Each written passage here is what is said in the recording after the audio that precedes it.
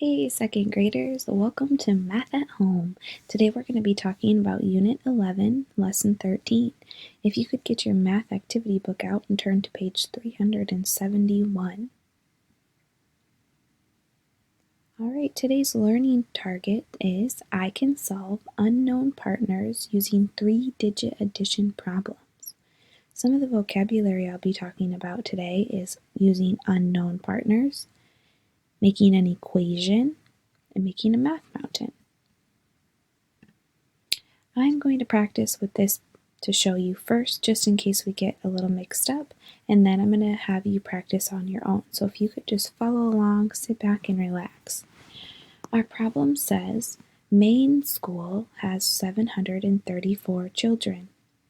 156 children walk to school. The rest take the bus. How many children take the bus? So far in my problem, I need to make sure I underline the important parts. So I know that in the whole school, there's 734 children. Now, there's two ways that they get to school. They either walk or they take the bus. So I know that 156 children walk. Now, I don't know how many children take the bus. And that is my question. How many children take the bus?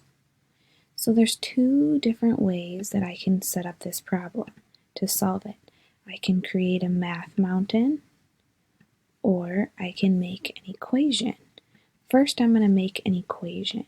So I'm going to start with Maine school has 734 children. Well, 734 children is how many children there are in the whole school. So I know that that has to go there because that's the total. I know that 156 children walk to school. I'm going to start with 156 in that problem. Well, if I need to get from 156, I'm going to have to 734. I know that I'm going to have to add. I'm definitely not taking away. And then blank is our unknown partner. Our unknown partner, this is the partner that we do not know yet. Now, the other way to think of this is by creating a math mountain. If we create a math mountain, we know that the total goes at the top, one of the partners goes down at the bottom of the mountain, and we do not know the other partner. That's why it's called the unknown partner. This problem and this problem are the same thing. They're just two different ways to write it. So now I can solve. One way I can think of it is by adding up until I get to my points, or I could just, when I go down the mountain, I know that I have to subtract. So just to make this a little bit easier, I'm going to take 734, take away 156. Now notice how I had to line them up very carefully and keep them nice and neat in the correct columns, otherwise it gets a little confusing. So now it's time for math. 4 take away 6. Wait, 4 take away 6. I can't do that. So I'm going to have to say, hey friend, can I borrow 10? So I go next door and get 10 more. So now I have two groups in the tens. And now this changes to number 14 because I borrowed some from my neighbor. So now I can take 14, take away 6.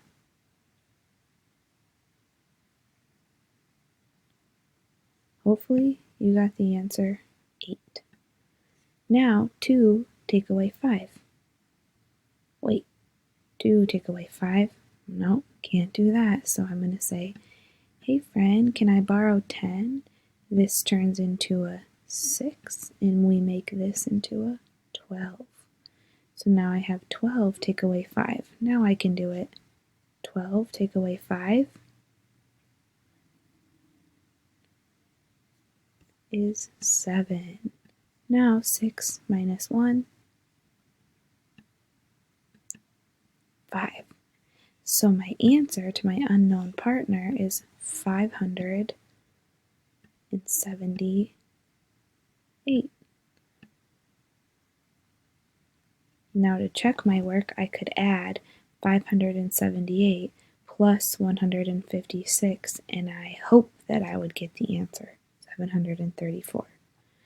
Let's go to our math page and do this problem together. The first step is to underline the important parts. Mr. Cruz planted 750 yams to sell. After he sold some, he had 278 yams left. How many yams did he sell? It's important to underline the important parts of our story, so I'm going to start by underlining 750 yams. And then he sold some, and he had 278 yams left. How many yams did he sell? So one way I'm going to create this problem is I'm going to make a math mountain as we did earlier in our video.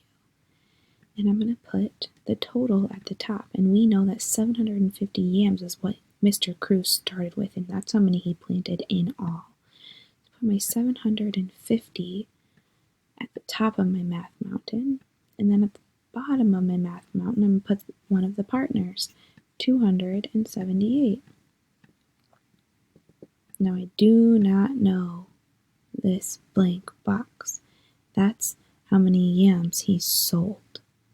So to solve this problem, when I go down the math mountain, I need to subtract. So I'm going to write out 750, take away 278. Again, remember how to keep it nice and neat and in the same line so that you're able to subtract. Now I'm going to take 0 minus 8. Uh-oh, I can't do it, so I'm going to have to go next door and get 10 more. So I say, hey friend, can I borrow 10? Now this turns into a 4, and this number turns into a 10. So now I have 10, take away 8 is 2. 4, take away 7. Uh-oh, can't do it, so I have to go next door and get 10 more. This changes into a 6, and this number turns into a 14. Now I can do it. 14, take away 7. That's a double, so it's 7. And 6, take away 2 is 4. So my answer to my partner is 472. I'm going to write that again in the answer box. Whoops. 472. And then my label is how many yams, because that anytime it says how many, that word is usually the label. So how many yams? Okay, same thing with the next one. Use a math mountain or use an equation, whatever is easiest for you. Last year, there were 692 houses in our town. This year, some new houses were built. Now there are 976 houses. How many new houses were built this year? I have to think about it. Am I taking anything away or am I adding? Where's my total? And how do I set up this equation?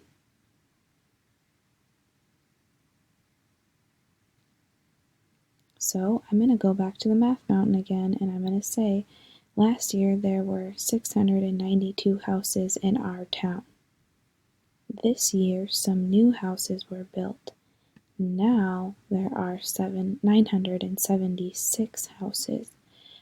So I'm going to write my 976 because that's the new total.